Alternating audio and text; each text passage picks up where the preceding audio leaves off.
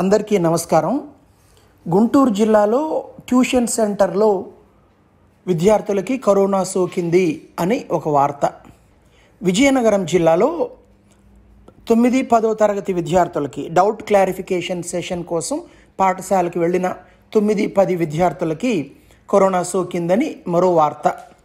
గత వారం రోజులుగా సోషల్ మీడియాలో బాగా వైరల్గా సర్క్యులేట్ అవుతున్న వార్తలు ఈ రెండు కూడా. ఇప్పుడు ఈ వార్తల్ని ఎలా అర్థం చేసుకోవాలో చూద్దాం. అక్టోబర్ నెల 21వ తారీఖు నుంచి కేంద్ర ప్రభుత్వ ఆదేశాల మేరకు భారతదేశ వ్యాప్తంగా ముఖ్యంగా 2 తెలుగు రాష్ట్రాల్లో అనేక వందల వేల పాఠశాలల్లో 9-10 తరగతుల విద్యార్థులు పాఠశాలకు వస్తున్నారు. అందరూ రావడం లేదు. పాఠశాల స్ట్రెంగ్త్లో, ఆ క్లాస్ స్ట్రెంగ్త్లో ఒక 20-40% ఆయా ప్రాంతాన్ని బట్టి ఈ స్ట్రెంగ్త్ మారుతుంది. విద్యార్థులు వస్తున్నారు. వాళ్ళకి డౌట్ క్లారిఫికేషన్ సెషన్స్ నడుస్తున్నాయి. అంటే వేల మంది విద్యార్థులు 2 తెలుగు రాష్ట్రాల్లో పాఠశాలకు వస్తున్నారు. ఈ 2-2.5-3 గంటలు సాగే ఈ డౌట్ క్లారిఫికేషన్ సెషన్లో పాల్గొని ఇంటికి వెళుతున్నారు తల్లిదండ్రుల అనుమతితో. ఇది జరిగి దాదాపుగా ఇప్పటికే 2 వారాలు అయింది.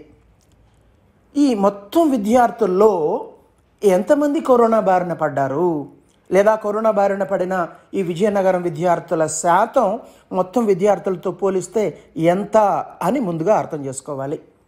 మిగతా విద్యార్థులకి ఎందుకు కరోనా సోకలేదు, అక్కడ విజయనగరం పాఠశాలలో విద్యార్థులకి కరోనా సోకడానికి ఏమి కారణాలు, అంటే పాటించాల్సిన ఆ నియమాలు పాటించలేదా, దగ్గర విద్యార్థులను కూర్చోబెట్టారా, మాస్కులు టీచర్కి కానీ విద్యార్థులకు కానీ ధరించలేదా, మాస్కులు, శానిటైజర్ వాడకం జరగలేదా, ఇలాంటి లోపం ఏదైనా జరిగిందో చూడాలి.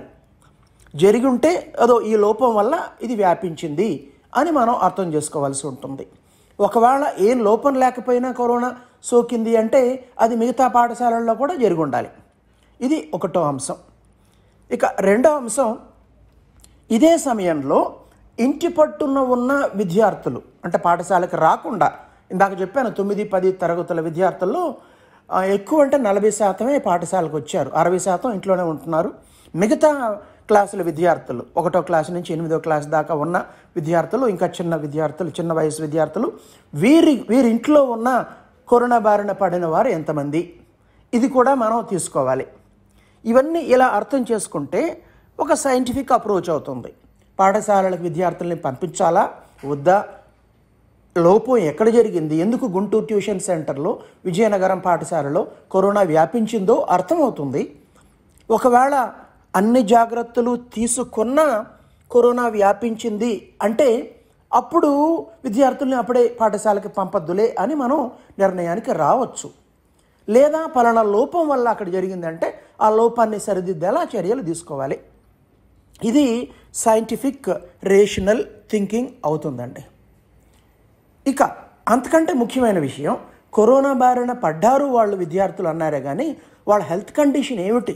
ఎందుకంటే ఇప్పటిదాకా ఉన్న అవగాహన ప్రకారం ఈ కరోనా అనేది చిన్నపిల్లలపైన అత్యంత స్వల్ప ప్రభావాన్ని చూపుతుంది. చాలామందికి జలుబు దగ్గు కూడా ఉండదు. అసిమ్టమాటిక్గా ఉన్న పిల్లలే 95%, లేదా వస్తే గీస్తే మహా అంటే 2 రోజుల పాటు దగ్గు జలుబులు ఉంటుంది. సో వాళ్ళపై ఏ ప్రభావం చూపుతోంది? ఎందుకంటే కరోనా బారిన పడడమే అనేది మార్చిలో వార్త. ఇప్పటికి కోట్ల మంది కరోనా బారిన పడ్డారని సాక్షాత్తు ప్రభుత్వ సంస్థ అయిన ICMRఏ చెప్పింది. కాబట్టి కరోనా బారిన పడడం అనేది ఇప్పటికి ఒక వార్త కాదు. ఉదాహరణకి రాజమండ్రికి చెందిన ఒక ప్రముఖ డాక్టర్, ఆయనే ఫేస్బుక్లో పెట్టారు, ఇంటి పట్టునే ఉన్నారు, కనీసం బయటికి వెళ్ళలేదు, కనీసం గడ్డం కూడా ఆయన తీయలేదు, షేవింగ్ చేసుకోలేదు, అయినా కరోనా బారిన పడ్డారని. సో ఇలా ఇంటి పట్టునే ఉన్న కరోనా బారిన పడుతున్నారు. మరి పాఠశాలకు వెళ్ళినప్పుడు ఈ అదనంగా ఏమైనా రిస్క్ ఉందా? ఇన్ని కోణాల నుంచి కనుక సమస్యను అర్థం చేసుకుంటే మనకు అది సైంటిఫిక్ అవుతుంది. అలా కాకుండా ఈ వార్తల్ని పదే పోస్ట్ చేసి ఫేస్బుక్లో ప్రతి కామెంట్ కింద దీన్ని పోస్ట్ చేసి ప్రతి చోట దీన్ని ఎత్తి చూపి తెలిసిన వాళ్ళందరికీ వైరల్ చేస్తే ఒకే వార్తని 10 సార్లు 20 సార్లు చూస్తే మనలో అది పానిక్ కలిగిస్తుంది. దానివల్ల ఎవరో నష్టపోతారు, ఎవరినో మనం ప్రశ్నిస్తామనుకుంటే అది తప్పు. నష్టమో ఏదో, మన భవిష్యత్తు అనేది మన ఆలోచన విధానంపై ఆధారపడి ఉంటుంది. అనవసరంగా ప్యానిక్ క్రియేట్ చేసుకుంటే నష్టపోయేది మనమే. అనవసరంగా రాంగ్ కన్క్లూషన్స్ డ్రా చేసుకుంటే నష్టపోయేది మనమే. ఇప్పుడు కొంతమంది తల్లిదండ్రులు ఉన్నారు, వ్యాక్సిన్ వచ్చిన దాకా విద్యార్థులని ఇలాంటి వార్తలను చూసి దీన్ని ఇక్కడ సైంటిఫిక్ కోణంలో ఆలోచించకుండా వ్యాక్సిన్ వచ్చిన దాకా విద్యార్థుల్ని పాఠశాలకు పంపము అని చెప్తున్నారు. గతంలో వాళ్ళు ఆన్లైన్ విద్య అంటే చెత్త అన్నారు. సరే, చాలామంది ఆన్లైన్ విద్యలో కూడా లేరు. అంటే నేను మా పాఠశాల గురించి మాట్లాడట్లా, జనరల్గా చెప్తున్నాను. ఇప్పుడు వ్యాక్సిన్ వచ్చిన దాకా విద్యార్థుల్ని, తమ పిల్లల్ని పాఠశాలకు పంపమంటున్నారు. అలాంటి వారిలో ఇది మరింత ఆదుర్ద కలిగించే అంశం అవుతుంది. అసలు వ్యాక్సిన్ ఎప్పుడు వస్తుందో, వస్తే అది ఎంత విజయవంతమవుతుందో తెలియని స్థితి. ప్రపంచ ఆరోగ్య సంస్థ చీఫ్ సైంటిస్టే చెప్తున్నారు 2021 ఫాల్ అంటే నవంబర్ డిసెంబర్ నాటికి మంచు కురిసే ఆ ప్రాంతానికి వస్తుంది అని. అంటే అందరికీ అందుబాటులో, భారతదేశం లాంటి దేశంలో అందుబాటులో రావడానికి మరి ఎంత సమయం పడుతుందో తెలియని పరిస్థితి. కాబట్టి ఏది ఏమైనప్పటికీ మన ఆలోచనే మన భవిష్యత్తు. ఏదైనా ఉన్నప్పుడు పానిక్ కాకుండా దాని గురించి నిశితంగా పరిశీలించి అర్థం చేసుకుంటే మనకి చక్కటి అవగాహన వస్తుంది, మన ప్రవర్తన మంచి మార్గంలో ఉంటుంది. ఇంతకీ నేను చెప్పొచ్చింది ఏమిటంటే, పిల్లల్ని పాఠశాల ఒకళ్ళు ఓపెన్ చేస్తే కూడా పంపమని ఎవరూ బలవంత పెట్టరు. నిన్నటిదాకా ఆన్లైన్ కోచింగ్లో పిల్లల్ని ఉంచాలా వద్దా అనేది తల్లిదండ్రుల నిర్ణయమే.